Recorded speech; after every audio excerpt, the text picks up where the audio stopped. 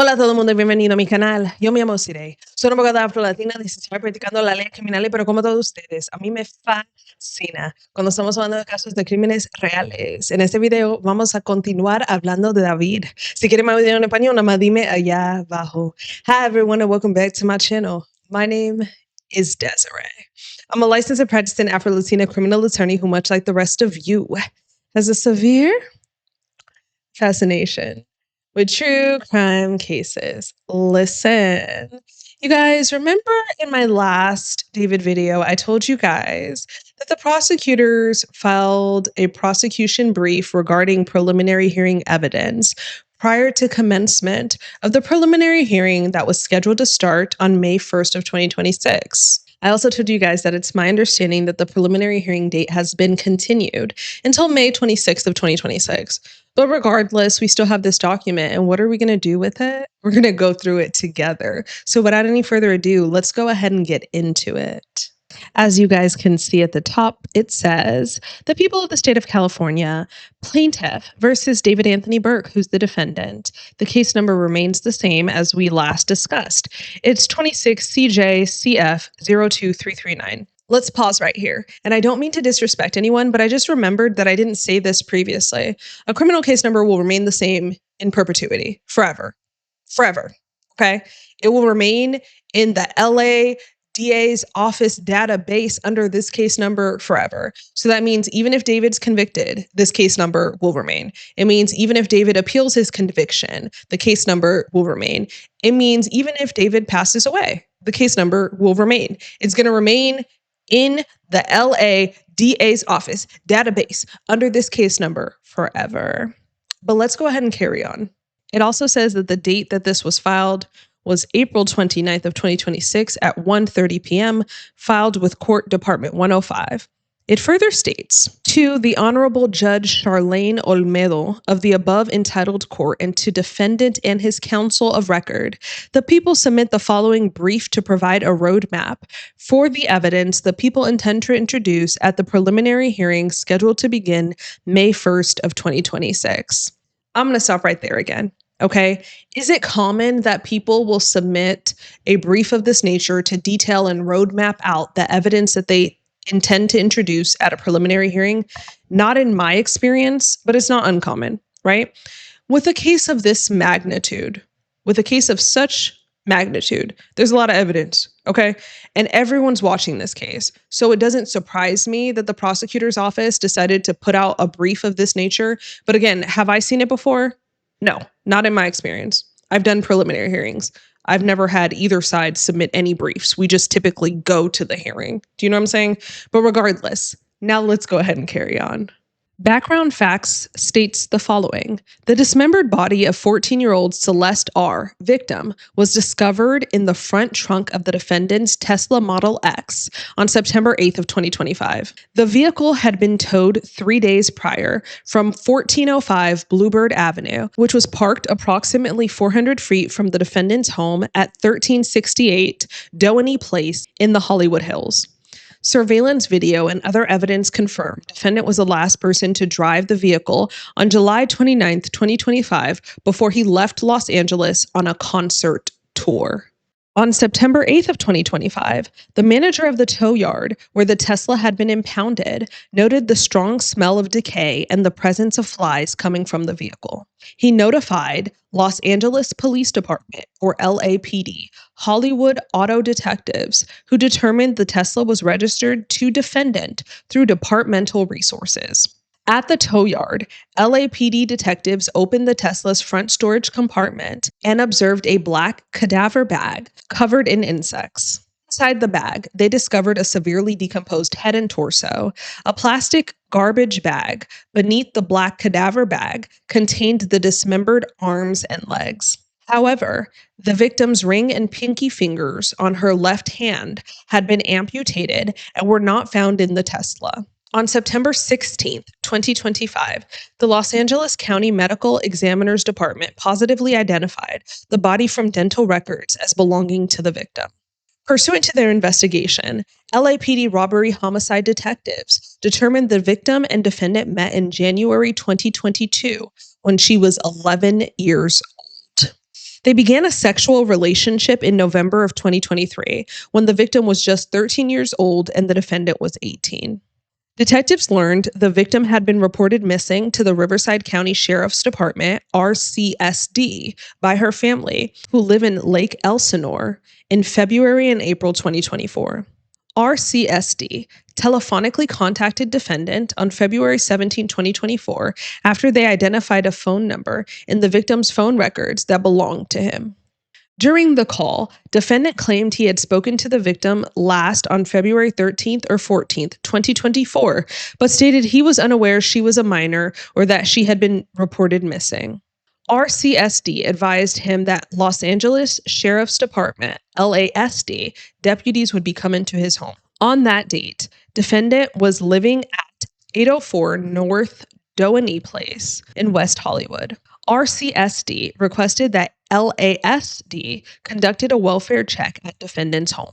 LASD deputies went to defendant's home that night at 8:15 p.m. and informed him the victim was a 13-year-old runaway. Defendant claimed he was unaware she was a minor and he had only met the victim once in person in November 2023.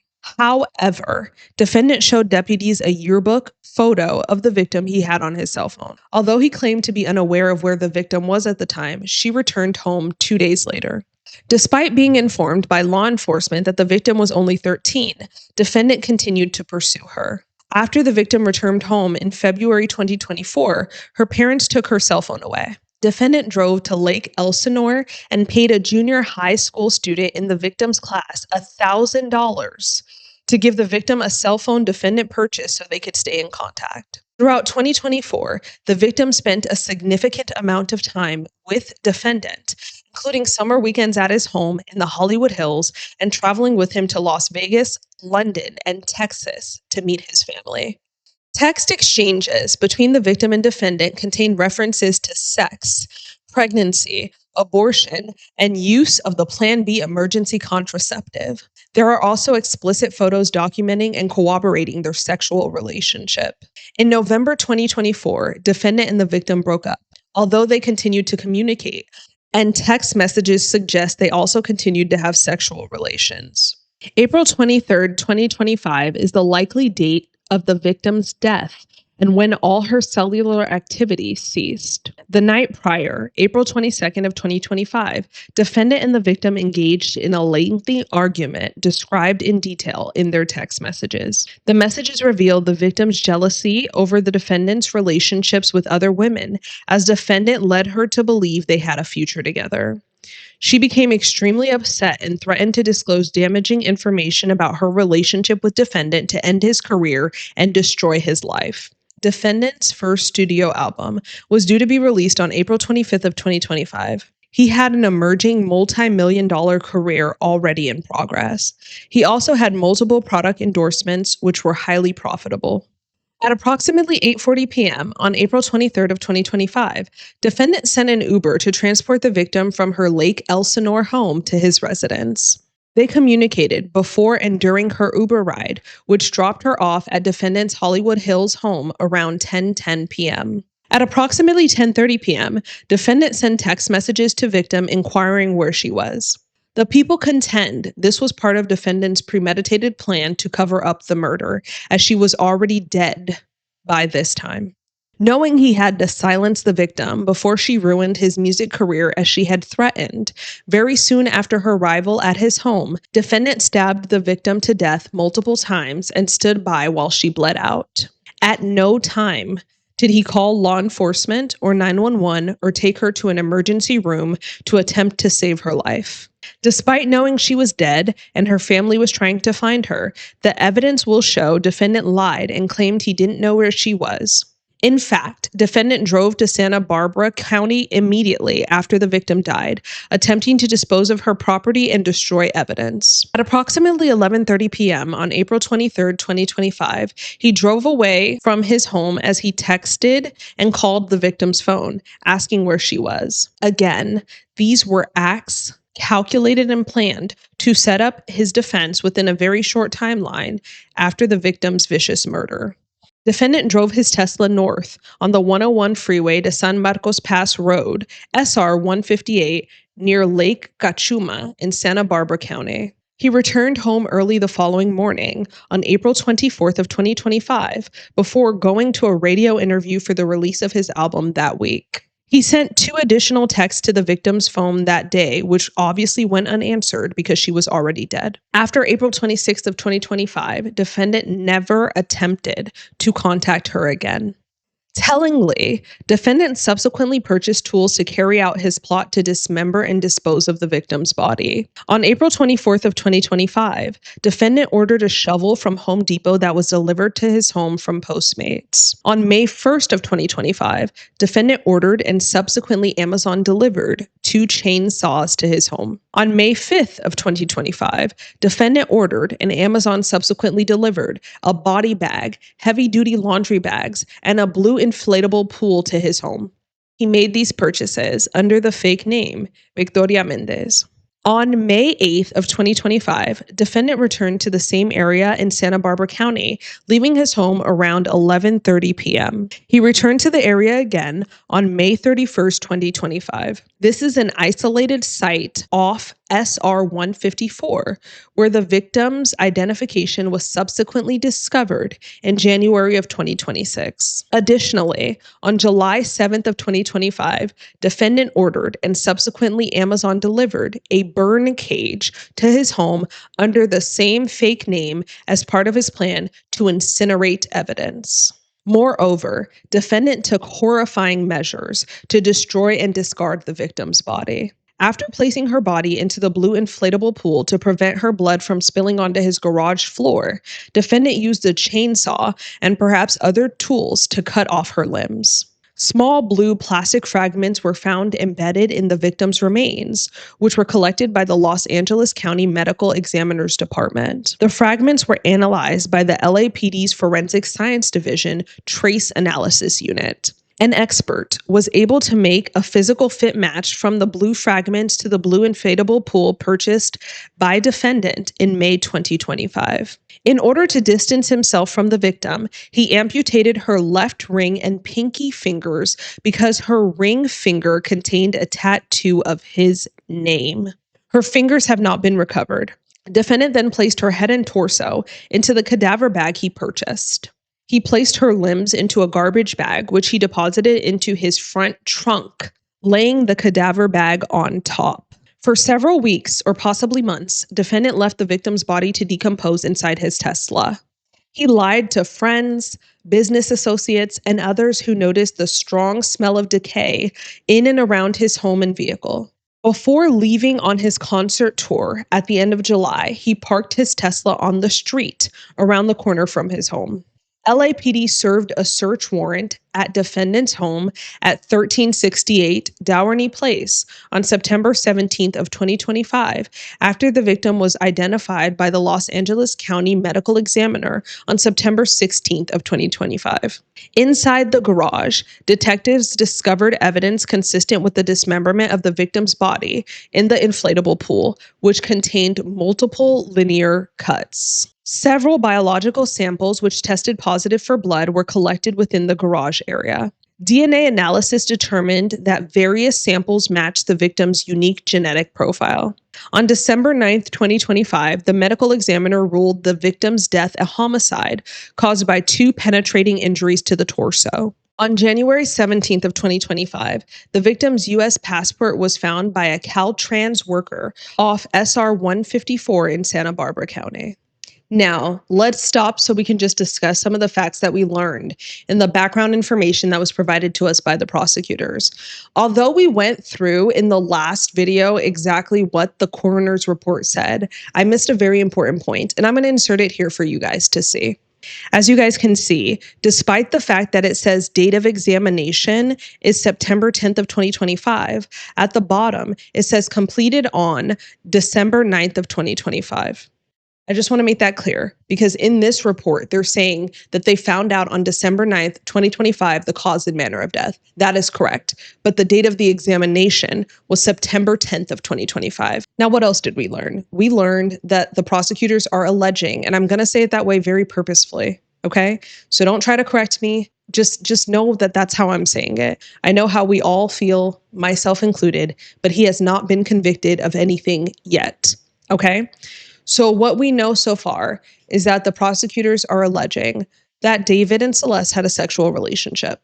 Did we know that already? Of course, we believed that prior to this.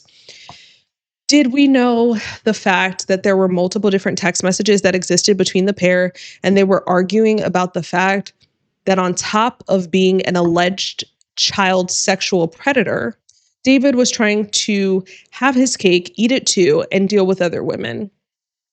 I mean, maybe in some form we kind of surmised that. Now, there was more specific mention about the actions David took after Celeste's death. More specifically, that he attempted to cover it up by calling her multiple times and asking where she was, knowing that he had already allegedly killed her. And not only did he dismember her body, he took off parts of her body that could implicate him, i.e., her finger that had his name tattooed on it.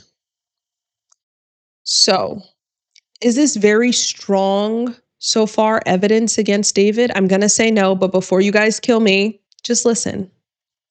Because what we read is not evidence. It's just the background facts and information that the prosecutors are alleging in this brief. We're going to get into the evidence that they have, and I'll give you my opinions on it, but this so far is just background information. Despite it not being per se evidence, do I think that the prosecutors are painting a phenomenal case for David's convictions? I do. But let's just go ahead and carry on into the remainder of what the prosecution articulated in their brief to the court. As you guys can see, Section 2 says evidence, and then it further states the people will present the following evidence at the preliminary hearing, including but not limited to the description of photographs depicting the victim naked, as well as while she was engaged with the defendant in sexual activity when she was 13. As this evidence constitutes CSAM, child sexual abuse material, the photographs themselves will not be presented. While all possible charges that could have been proven were not filed, the CSAM is proof of their ongoing sexual relationship while the victim was 13 and 14 years old. Numerous text messages between defendant and the victim evidencing their sexual relationship, pregnancy, abortion, and use of Plan B emergency contraception. Messages through March 2025 prove defendant continued to manipulate the victim as she messaged, quote, "All we do is have sex and just hang out. Man, I want more than that for myself." These messages were obtained from the defendant's iCloud data. Defendant's cellular activity and communications derived from defendant's iPhone and Tesla, which demonstrate defendant's activity from April 22nd, 2025 through April 24th of 2025, including a trip to Santa Barbara County in the middle of the night after the victim arrived at his Hollywood Hills home. Surveillance video of defendant driving his Tesla on July 29th, 2025 for the last time before parking the vehicle and leaving on tour at the end of July. DNA evidence developed from blood stains collected from defendant's garage, which matched the victim's genetic profile. Proof of defendant's Amazon purchases and deliveries to his residence, including 2 chainsaws, a body bag, an inflatable pool, heavy-duty laundry bags, and a burn cage after April 24th of 2025. Proof of defendant's purchase and delivery from Postmates of a shovel from Home Depot to his home on April 24th of 2025. Uber records showing defendant's transaction where he ordered an Uber to pick up the victim from her Lake Elsinore home and transport her to his residence the night of April 23rd, 2025. Proof of defendant's lucrative career as a singer and songwriter prior to April 23rd, 2025. Defendant had an album release party on the night of April 24th, 2025, before embarking on an international tour in late July 2025. Text message exchanges between defendant and the victim on April 22nd and April 23rd, 2025, where the victim threatened to expose defendant and destroy his career. Now, before we get into the conclusory section of this brief, let me give you guys my opinions on the evidence that the prosecution intends to introduce at the preliminary hearing. Do I think this is strong evidence? For sure. Do I think it's conclusory evidence, meaning that it absolutely proves that David is the one who killed her? Not necessarily. But again, Before you guys just write me off, please listen to me explain. There are two types of evidence that can be introduced in a criminal case: direct and circumstantial. Every single time in every single trial that I've ever done before every judge ever, they'll give you an example of each and they'll tell you that both are as conclusive as the next, right? Direct evidence is, I saw it snowing outside. Like I'm watching the snow fall from the sky. That is the direct evidence that it happened. I saw it, right? Directly, I saw it, right? And circumstantial evidence is I walk outside and snow is on the ground. So I assume that it has snowed. Does that make sense? The reason I bring that up is because I think a lot of the evidence that was mentioned here is more circumstantial than it is direct evidence. But again, both of them have each the same amount of weight. I'm just telling you guys this, honestly, because I like explaining myself to you guys. I think that this is good evidence, but I don't think all of it is direct evidence. You hear me when I say that? There is ample evidence here, but we're going to separate them into the two categories I just shared with you, direct and circumstantial, and both direct and circumstantial hold the same amount of weight. Do we got it? Okay. So don't write me off just yet. Just listen to me explain. Do I know if the preliminary hearing itself is going to be open to the public? I'm not sure. If I'm remembering properly, David's defense attorney did ask for a public hearing, but don't quote me on that. And public doesn't necessarily mean live streamed, right? Right? Because all hearings are public. All hearings are public. If you're bored in your city, you can go to the nearest courthouse and see if they're having any trials and just go in and sit. Everything's public, but not everything is necessarily live streamed, meaning I'm not sure if there's going to be footage of it so we can see the proceedings happen, but I'm hopeful that we might.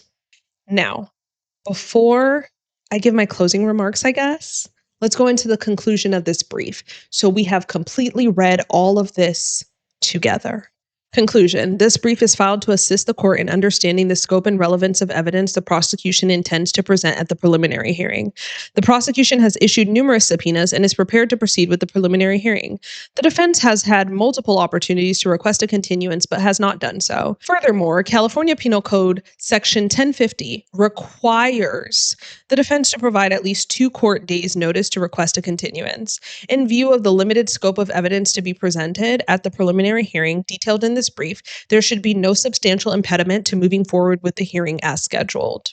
As we can clearly see, there was an impediment and there was a continuance, and the preliminary hearing has been continued. I want to tell you guys this. It is virtually impossible that a defendant will have every single piece of evidence in a case ever before his case is set for a preliminary hearing and before the case proceeds to preliminary hearing. Let me explain why. Even though you're charged, investigations still remain ongoing. So things are just cyclically coming in, right? How can I give you something I do not have yet, sir? Right? So that's the prosecution's take of this. I think it is unrealistic for the defense team to assume that they're going to have every single piece of evidence. And even one step further, because you're not going to have every single piece of evidence, it is unrealistic to assume and present to your client that you'll be able to review every single piece of evidence ever in existence with him or her. That's just not possible because you're not going to have it all. Do I think that the prosecution presented themselves in a way that the limited evidence that they intend to introduce will establish the burden necessary to determine that there's probable cause as to the charges filed against David? That was a mouthful, okay? But the answer is yes. I would be astonished if the people, as in the prosecution, the people of the state of California, have not met their burden following the conclusion of this preliminary hearing and the court finds that there's insufficient probable cause to proceed. I would just be astonished. If I haven't shared this with you guys already, the burden at a preliminary hearing is viewing the evidence in the light most favorable to the prosecution. So essentially, the court is instructed to give the prosecution every reasonable inference ever. So they're going to find probable cause. And when they do, and if that hearing is then widely broadcasted for the public, and you guys want my opinions on the evidence that's presented, the testimony, literally anything, just let me know down below and we'll discuss it. Before I let you guys go, I will say this. Again, I noticed that you guys do me grand favors of liking, subscribing, and commenting to my content, or on my content, sorry, when I ask you guys for it. And I don't want to keep asking you because asking more than once sounds like begging a little bit for real. You know what I'm saying? So I'm going to just say it like this. I love talking to you guys. Do you hear how my voice is hoarse? That's because I've been recording to share with you. Okay? It means so much to me when you tell me that you appreciate the efforts that I make to share this information with you guys. So if you like it, please let me know so I can continue making these videos. We can continue having these discussions, and let me know anything it is you want to let me know down below. As always, thank you guys so much for watching. Please be sure to like, comment, share, and subscribe. Until next time, y'all take care.